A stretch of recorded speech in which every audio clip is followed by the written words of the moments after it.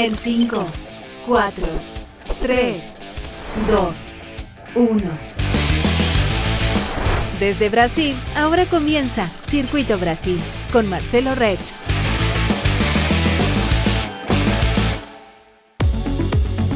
Olá, bem-vindos a mais uma edição do Circuito Brasil, essa parceria da TX Plus com o InfoHealth.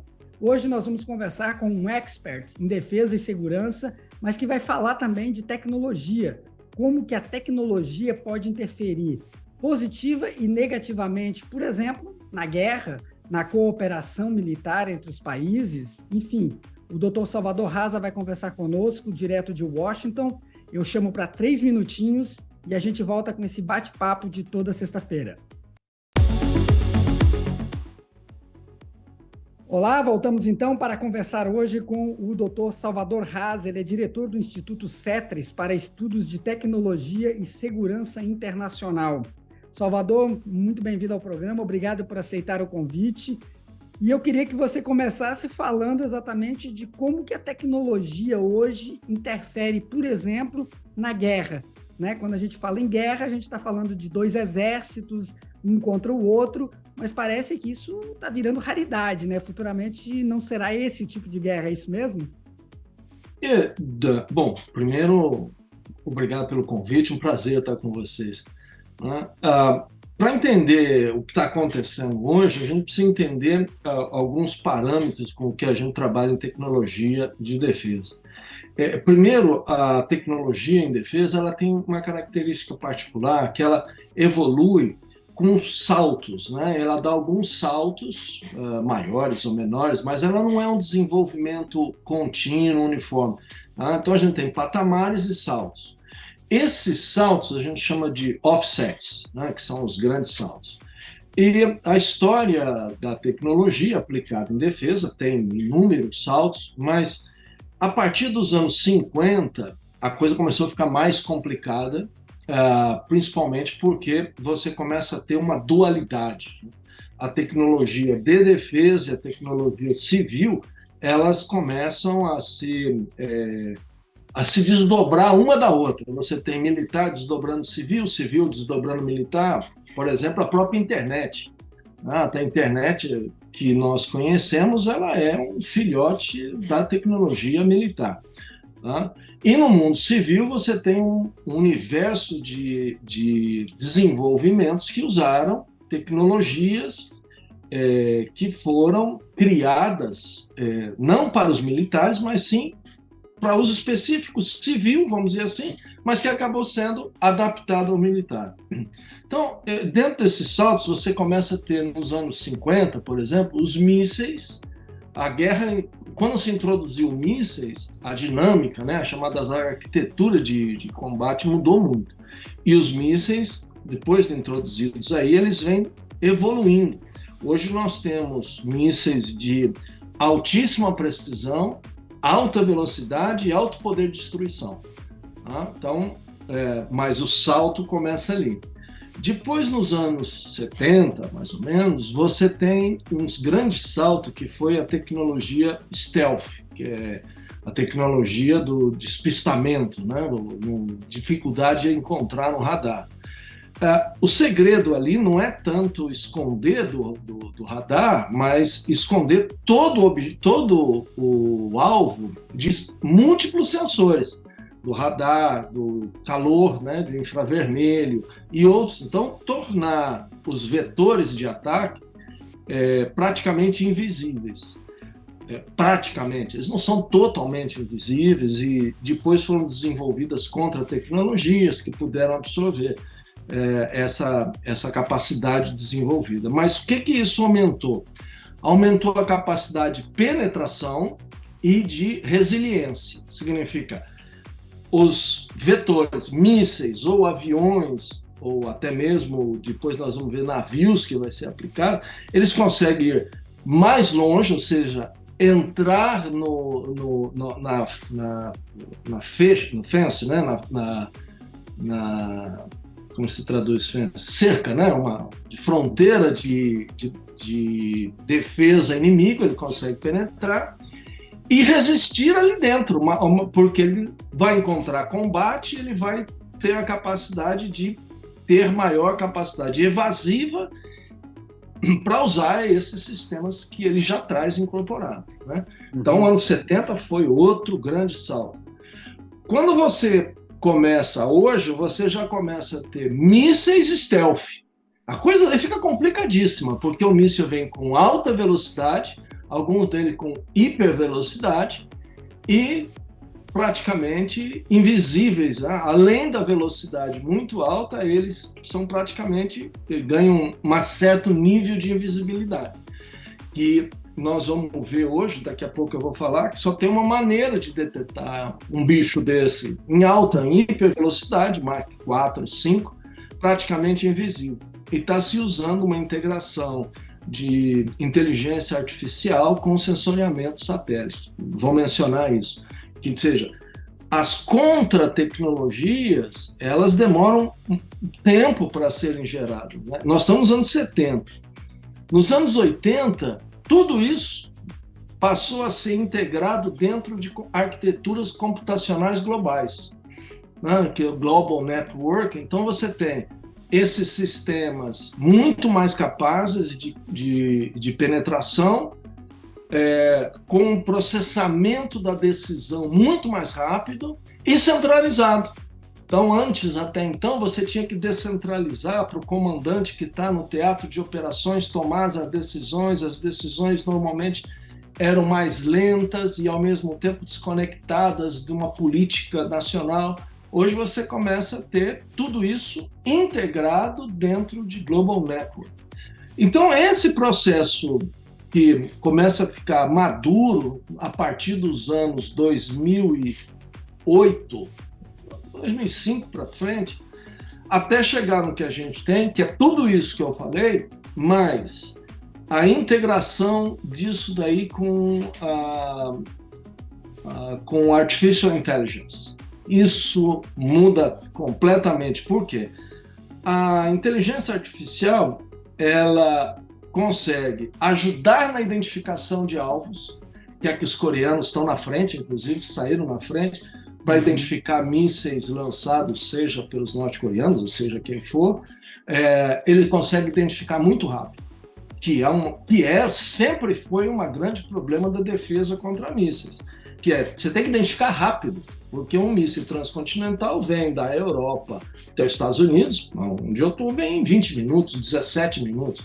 Então, se você demora muito tempo para identificar o lançamento, você perde segundos preciosos de tempo de reação. Associado a isso, você tem a computação super poderosa, que palavra estranha, né? Mas high power, né? Que ela é não só na tradicional e já começa a incorporar elementos da computação quântica.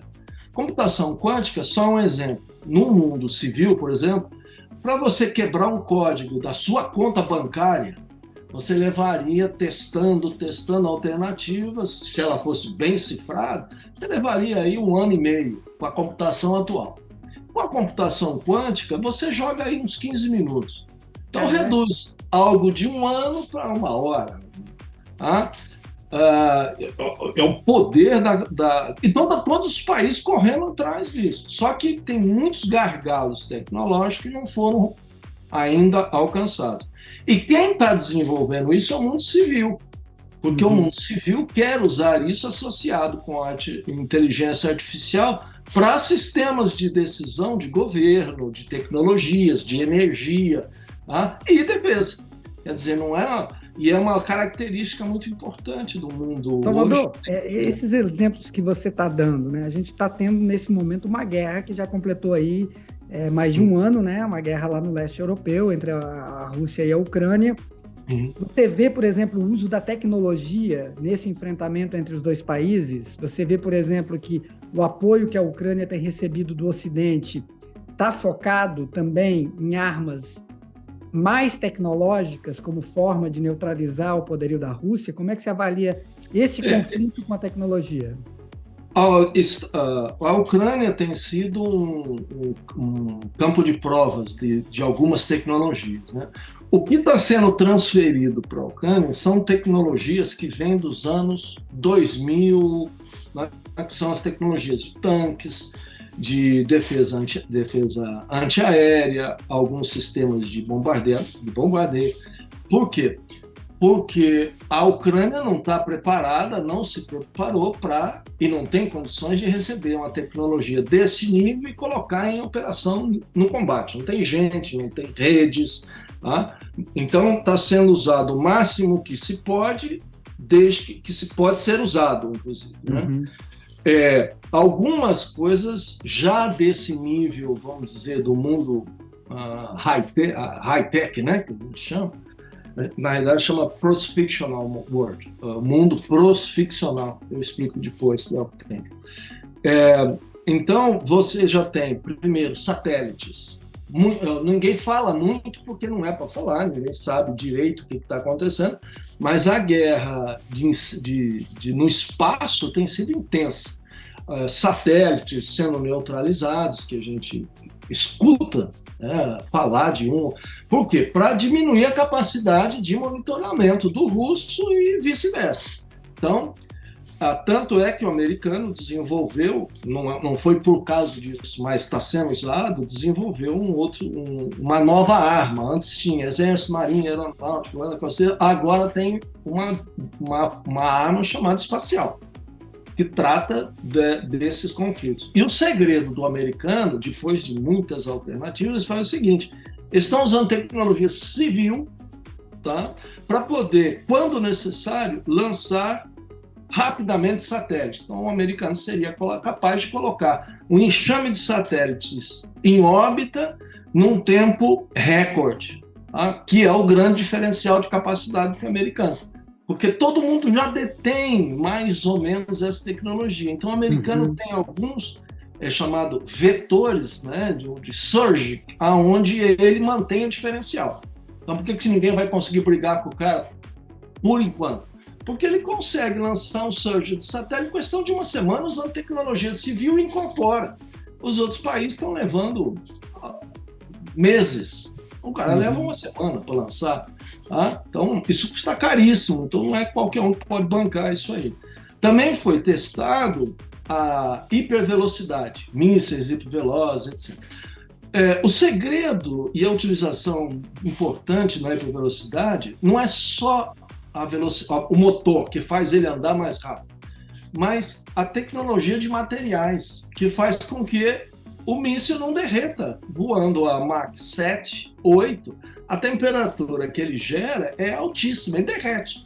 Então teria que se desenvolver um material que aguentasse essa temperatura. E é um grande segredo, qual é esse material. Esse material, usado em aviões, usado em outras tecnologias de uso civil, modifica muito a capacidade, inclusive, da indústria civil poder ter materiais de grande resiliência para trabalhar em áreas de energia, em áreas até mesmo de desenvolvimento tecnológico. Por quê? Para poder trabalhar com luz, laser, que está todo mundo correndo atrás de laser, porque é o único bicho que, teoricamente, seria capaz de enfrentar mísseis hipervelozes, laser. Agora, esses lasers precisam do material, esses lasers foram desenvolvidos no mundo civil. Não é que não tem o laser, eles têm que fazer o laser pequeno, para poder ir num avião, se for o caso, relativamente pequeno, e ao mesmo tempo não gastar entre aspas, uma boçalidade de energia. Porque não tem, você teria que levar um reator nuclear acoplado para poder alimentar esses lasers. Alguns navios que já são nucleares, principalmente americanos, já teria tecnologia de laser incorporada. Eles estão testando em outros navios. Tá? Stealth, muito usado, está sendo muito usado, testado na Ucrânia. Se descobriu algumas falhas do stealth, vamos dizer assim, e uma das características, o israelense já tinha dito isso lá atrás, se começar a desenvolver. Como é que você detecta um míssil, um avião stealth de alta velocidade? O radar, ele passa. O navio, um navio enorme, e você vai olhar no radar e vai parecer um barquinho de pesca. Então engana, você tem o despistamento, etc. Então, para poder dar conta dessa capacidade stealth, se lançou algumas novas tecnologias. Por exemplo, a perturbação do campo magnético terrestre no local.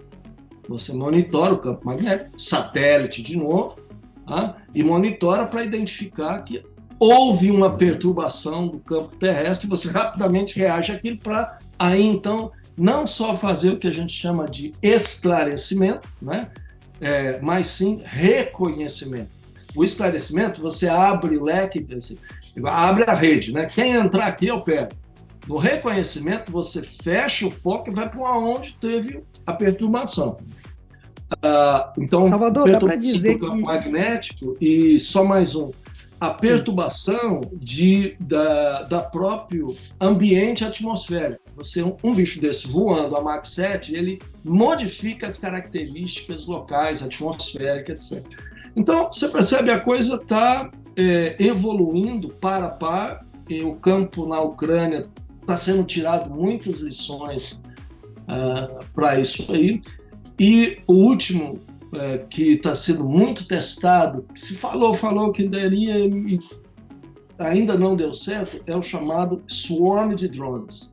Drone é uma arma, avião, né? Não tripulado, barato, que é uma grande coisa.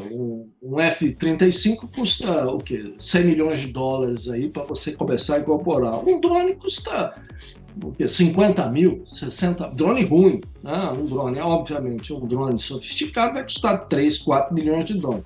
Mas mesmo assim é diferente.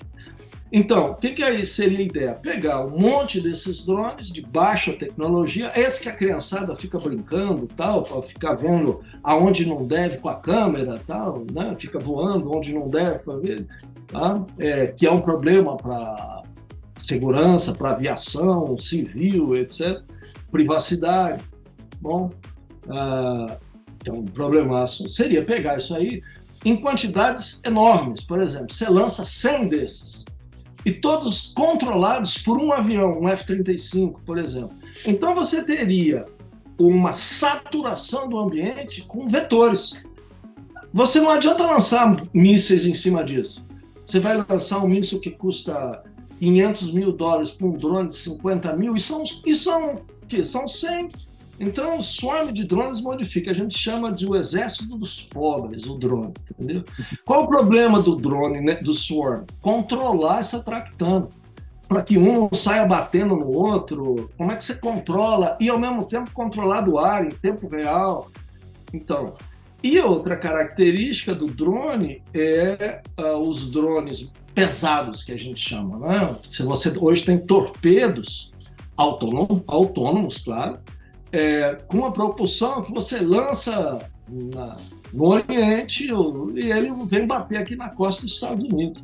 Tá? Então, são torpedos, então muda a autonomia, alcance, tudo isso dentro da lógica drone. Junta tudo isso e você tem o chamado melee da tecnologia atual que a gente está tentando navegar e ver quais são os vetores e quais são os eixos de desenvolvimento que possibilitam maior capacidade a menor custo.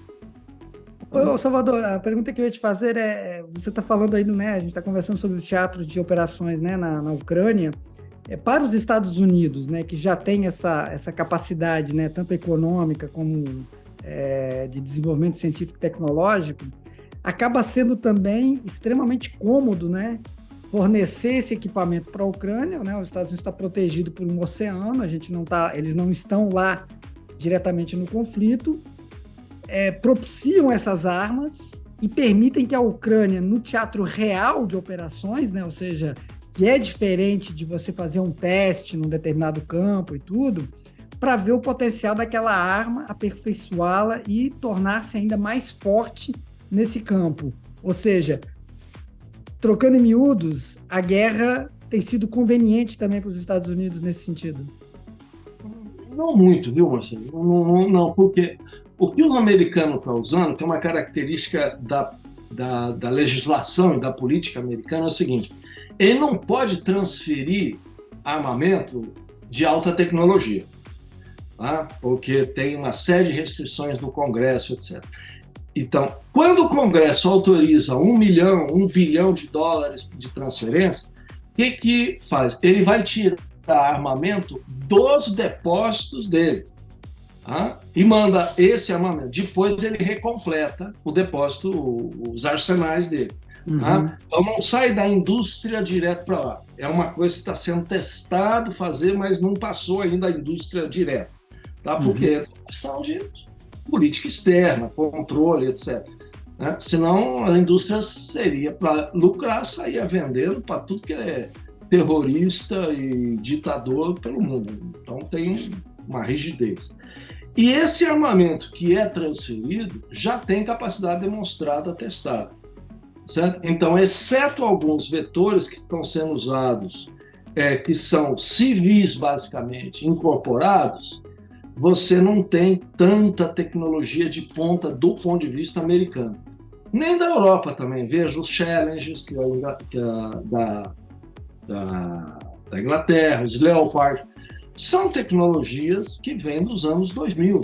São tecnologias já demonstradas, conhecidas, de maneira que, chegando, o ucraniano possa rapidamente utilizar.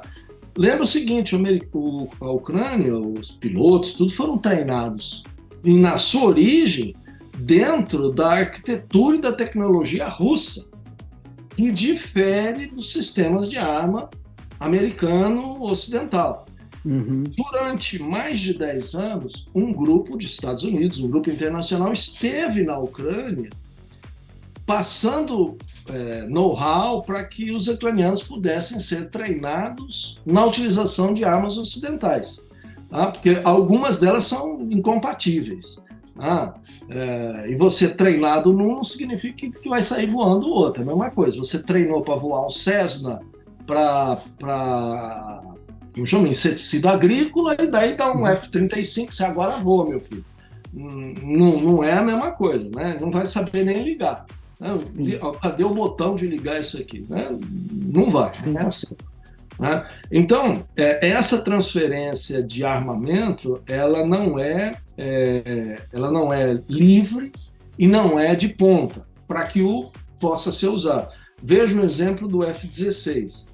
Os Estados Unidos quer prover F-16, mas tem que mandar os pilotos irem treinar na Europa, porque senão ele não vai conseguir voar um F-16. E um avião, mesmo que seja sofisticado, mal voado, não é páreo para um avião soviético, seja de capacidade que for, e baterias antiaéreas. Você, como chama, vai ser uma carnificina, você simplesmente pegar, põe um F-16, que o F-16 vai resolver tudo lá, tá? Vai derrubar os S-100s, né? Sukhóis russos. Não é bem assim. O russo está assim, manda vir. Com um piloto que está treinado com 20 horas de voo, o cara está treinado com 2.000. Então ele vai fazer manobras e capacidade de pilotagem que ultrapassa a capacidade que tem. Então, essa é muito a discussão. Então, a própria ideia de transferir armas desse grau de sofisticação entra muito dentro de um jogo de narrativas, de dissuasão, de potencial futuro. Então, entra muito política internacional nisso aí. Tá? E hoje se discute o que vai ser pós-conflito. O conflito, seja de uma maneira ou de outra, ele parte para um nível de... não quer dizer que está se buscando a paz com todas as forças, mas já se vê alguns indícios da possibilidade de um arrefecimento. Então, qual será o mundo pós-conflito? Qual será a arquitetura? Como é que a OTAN vai se reposicionar? Então, essa discussão hoje, ela se assenta sobre tudo isso de tecnologia para ver quais serão as novas arquiteturas que poderão ser colocadas. Só um exemplo. Um dos requisitos da Rússia o tempo todo foi: a Ucrânia tem que se desarmar, a Ucrânia não pode entrar na OTAN, certo? Não pode ter mísseis, etc. Olha, com uma série desses sistemas de armas que a gente está pensando, não haveria necessidade da OTAN, da Ucrânia entrar na OTAN, ou incorporar alguns sistemas de arma, porque ele ultrapassa esse, vamos dizer assim, esse contingentamento da aliança tradicional e das fronteiras tradicionais. Então, não está muito claro isso, teóricos e práticos, né, que estudam isso, e tem muita gente estudando isso, tem muita gente séria estudando, porque já se fala no próximo offset, que será nos anos 2025 para frente. Então, tem algumas tecnologias no forno que vão deixar todas essas que eu falei, que já são sofisticadas, vão por terra com a incorporação dessas novas que vêm. Mas aí é outra discussão. Salvador, a gente encaminhando já para o encerramento, eu queria que você falasse exatamente dessa questão do futuro, né? A gente já teve aí o presidente Barack Obama, por exemplo, chegou a ganhar um prêmio Nobel da Paz, quando foi o presidente americano que mais autorizou assassinatos seletivos por drones, né? Ou seja, o sujeito está lá nos Estados Unidos e está matando alguém que está no Oriente Médio. Os exércitos, a tendência é que eles sejam cada vez menores no número de contingentes, de soldados, e mais efetivos do ponto de vista tecnológico? Esse é o cenário? O mundo hoje está se dividindo em exércitos, em 3 segmentos de exército.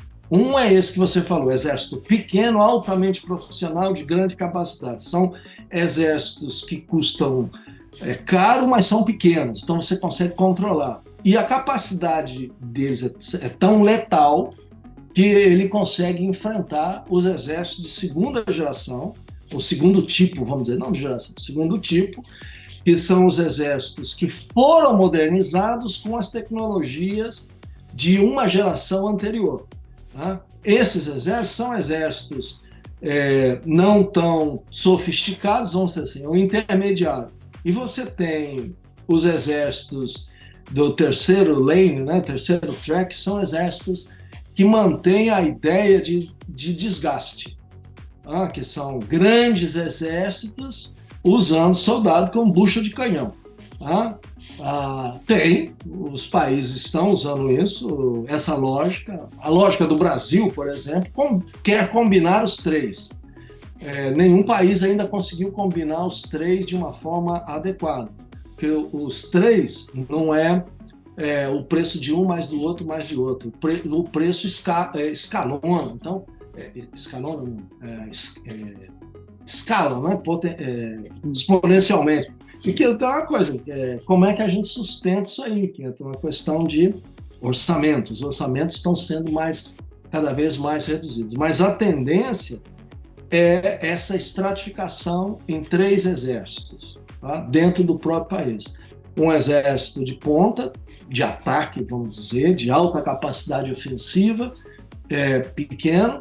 Um exército de reação rápida, mas de proteção territorial, essa coisa toda. E você tem um exército chamado exército de desgaste, que é um exército de dissuasão. A gente é grande, não vem aqui que nós somos grandão, entendeu? E a gente tem muita gente. Então, daí entram narrativas, teorias de dissuasão, qual funciona. Mas dizer que todo mundo está convergindo para um modelo só, não está. Porque nem todo mundo tem acesso a essa tecnologia, nem todo mundo tem políticas que autorizam isso, que é uma outra coisa complicadíssima. Você tem determinadas lideranças políticas que estão colocando as forças numa situação do terceira via, que é praticamente um exército de desgaste. Tipo, vai se desgastando até a gente ver que consegue alguma solução negociada ou não. Então, isso é um exército de desgaste. É feio falar isso, mas é um modelo que está aí, que se usa, etc. Então, os estudos de defesa, como eu estou falando, eles ficaram muito mais complicados. A ideia de que você faz um cursinho de 15 dias e, de repente, agora eu sou expert nisso, não dá para entender tudo isso, e, inclusive, assessorar políticos no Brasil, por exemplo, o próprio Congresso, para tomar decisões instruídas, porque senão ficam decisões políticas, eventualmente desconectadas das realidades tecnológicas e das realidades geopolíticas internacionais. Então, sem entrar em muito detalhe, mas a discussão aí fica bem séria. Bom, a gente tem muito ainda o que conversar. Seguramente o Salvador aceitará o convite para voltar aqui. Há muitos outros aspectos da área de segurança e defesa voltados para tecnologia e inovação. Eu quero agradecer muito a Salvador por ter participado conosco hoje do Circuito Brasil. Agradecer a todos vocês que estiveram conosco. Voltamos na próxima sexta-feira falando mais sobre ciência, tecnologia e inovação nessa parceria da TX Plus com o InfoHealth. Um grande abraço e até lá!